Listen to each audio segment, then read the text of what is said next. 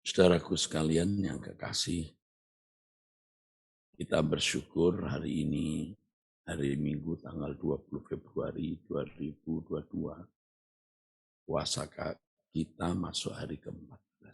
Puji Tuhan. Ya, tidak terasa sudah masuk hari ke-14.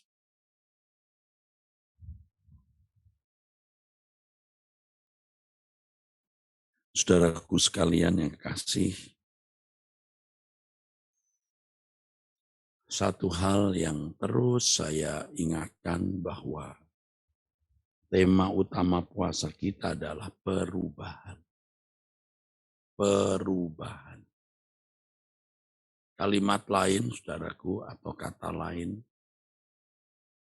kita mau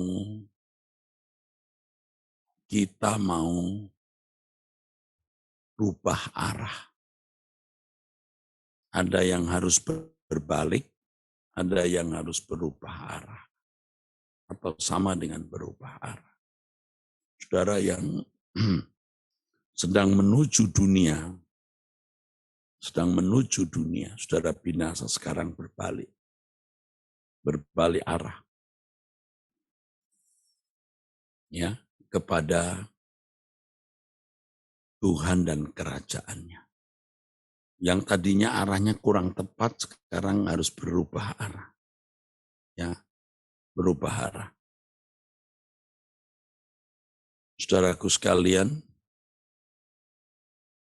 perubahan ini harus nyata. Perubahan ini harus benar-benar terjadi di dalam hidup kita. Untuk ini, saudaraku, tidak bisa tidak, saudaraku, ya, tidak bisa tidak. Untuk ini, saudara harus serius memeriksa hidup saudara dari hari ke hari.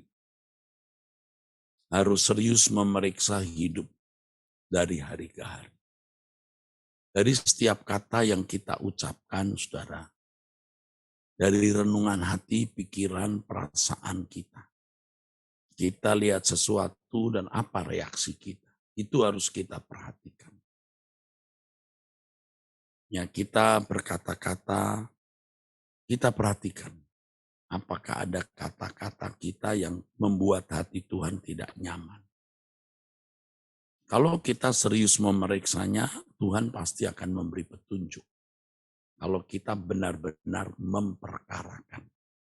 Jadi ketika kita mengucapkan satu kata, lalu kita memperkarakan kalimat kata ini, kira-kira berkenan tidak di hadapan Allah. Pasti Tuhan akan memberitahu. Pasti Tuhan akan memberitahu. Kalau kalimat itu salah, kata-kata kita keliru, hati kita terganggu, damai sejahtera kita terganggu, saudara. Atau kalau kita menulis sesuatu di medsos, di Instagram, di YouTube, ya, Tuhan berkenan tidak dengan tulisan itu. Sebab dunia media sosial ini hari ini menyempurnakan kejahatan. Di lain pihak bisa menyempurnakan kesucian. Jadi apa yang saudara tulis yang memberkati orang dan memuliakan Allah, itu benar-benar menyempurnakan kesucian saudara. Ya. Tetapi kalau di media sosial, saudara mau melampiaskan emosi, melampiaskan dendam, melampiaskan sakit hati, saudara mau membuli orang, menyakiti sesama. Ini akan melukai hati Tuhan. Tetapi kalau memang saudara tidak mau berubah, ya terserah.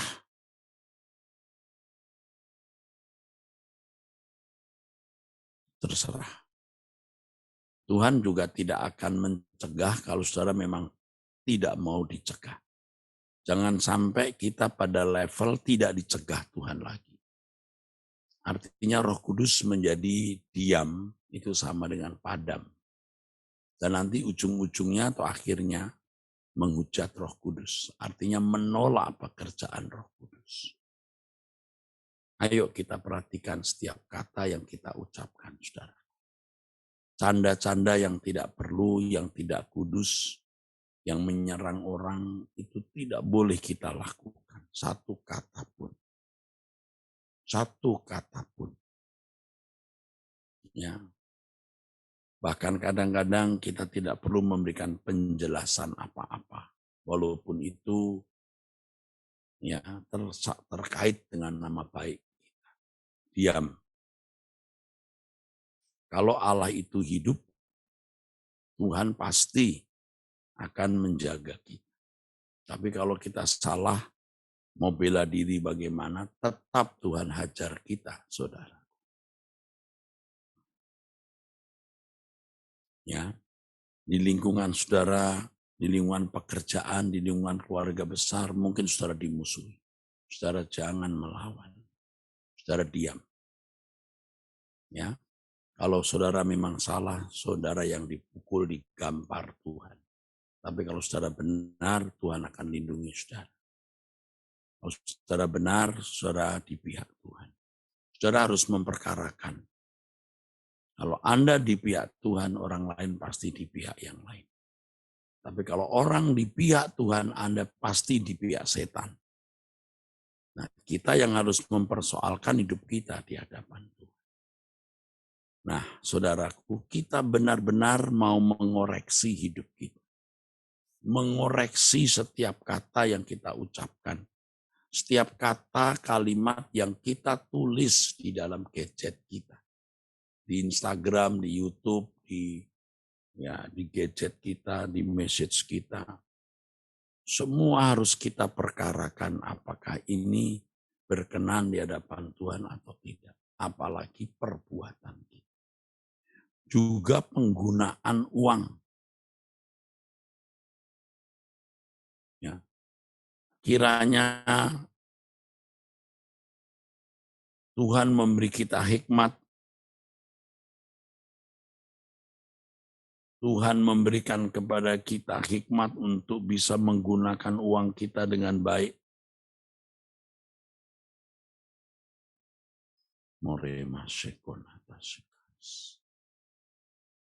Benar, saudaraku sekalian. Kiranya Tuhan memberikan kepada kita hikmat bagaimana mengelola uang yang Tuhan berikan. Apalagi saya sebagai gembala senior, ya, yang dipercayai uang Tuhan. Waduh, terkutuk, terlaknat kalau saya menggunakan uang itu untuk kepentingan pribadi. Memang ada hal-hal yang gereja mesti penuhi, saudara, untuk kebutuhan seorang pelayan Tuhan.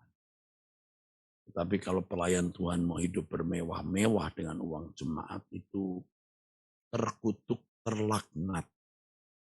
Dan nanti saudaraku semua akan dibuka. Ditelanjangi di hadapan Allah. Dan itu membuat kita itu gemetar, saudaraku. Gemetar. Takut. Kita itu kalau ingat ini, kita ngeri, saudaraku. Kalau suatu hari kita harus ada di hadapan Tuhan, mengerikan, saudaraku.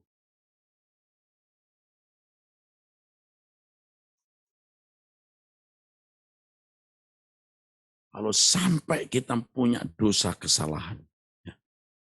Sekarang pun kalau kita lagi membawa diri kita di hadapan kekudusan Allah, kita gemetar. Benar, kita ada perasaan gentar. Ada yang belum beres gitu, belum sempurna, belum bulat, belum utuh kesucian kita.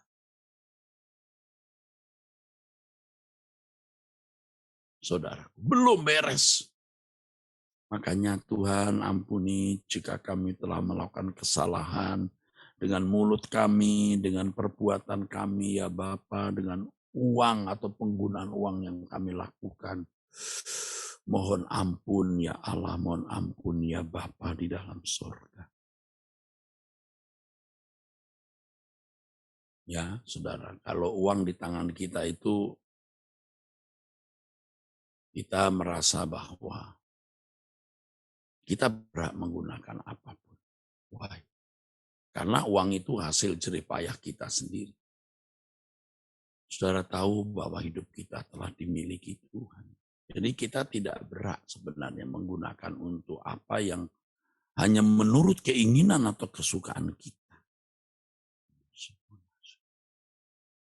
Ya, kita harus benar-benar memperkarakan seluruh hidup kita di hadapan Tuhan. Karena firman Tuhan mengatakan, kuduslah kamu sebab aku kudus. Atau Petrus 1 ayat 16. Ayo perubahan. Kita arahkan hidup kita kepada Tuhan dan kerajaannya saja, saudara. Ayo. Dan ini akan membuat hidup kita menarik dan bergairah, saudara. Ya, kita harus makin berbeda dengan dunia sekitar kita. Harus makin berbeda. Saya percaya saya tidak sendiri karena saudara bersama-sama dengan saya dalam perjalanan menuju langit baru, bumi baru. Kita berkemas-kemas bersama. Ayo kita menuju Kanaan surgawi. Kita menuju langit baru, bumi baru bersama. Ya, berkemas-kemas kita adalah kesucian hidup. Tidak terikat dengan dunia ini. Kita mengerjakan pekerjaan Bapa, pekerjaan Allah di tangan kita. Kalau pekerjaan Tuhan di tangan saya hari ini adalah Sinode GSKI, yang harus benar-benar saya bawa kepada Tuhan, agar menjadi gereja yang membangkitkan kebenaran dan mengarahkan, saudaraku, umatnya kerajaan Allah. Kalau boleh kita bisa menjangkau Amerika dan Eropa, yang sudah suam dan gereja-gereja bangkrut. Pekerjaan dan tugas saya yang harus saya tunaikan adalah bagaimana mempersiapkan laskar Tuhan melalui sekolah tinggi teologi ekumene. Tuhan sudah membuat saya mengerti bahwa bagaimana mempersiapkan hamba-hamba Tuhan bukan hanya ilmu, bukan hanya pengetahuan kognitif, tapi harus batin yang diubah. Maka saya mengajak mereka juga doa, puasa, terus supaya kita semua berubah.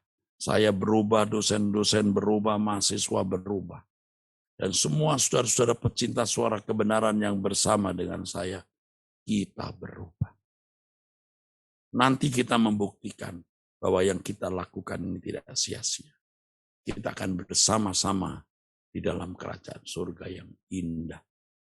Ya, oke.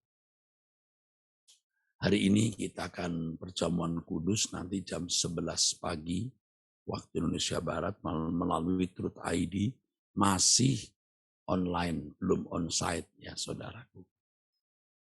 Siapkan roti anggur dan itu tidak membatalkan puasa kita. Kalau saudara sakit harus minum obat, perut harus diisi, saudara juga boleh makan. Apakah roti, apakah sedikit nasi, tapi bukan banyak nasi seperti biasa. Itu pun masih dalam rangka berpuasa. Yang biasa makan nasi satu piring, sekarang hanya sepertiga, itu pun bagian dari puasa. Angkat tanganmu. Diberkatilah saudara oleh Elohim Yahweh Allah Bapa dalam nama Tuhan Yesus Kristus. Amin.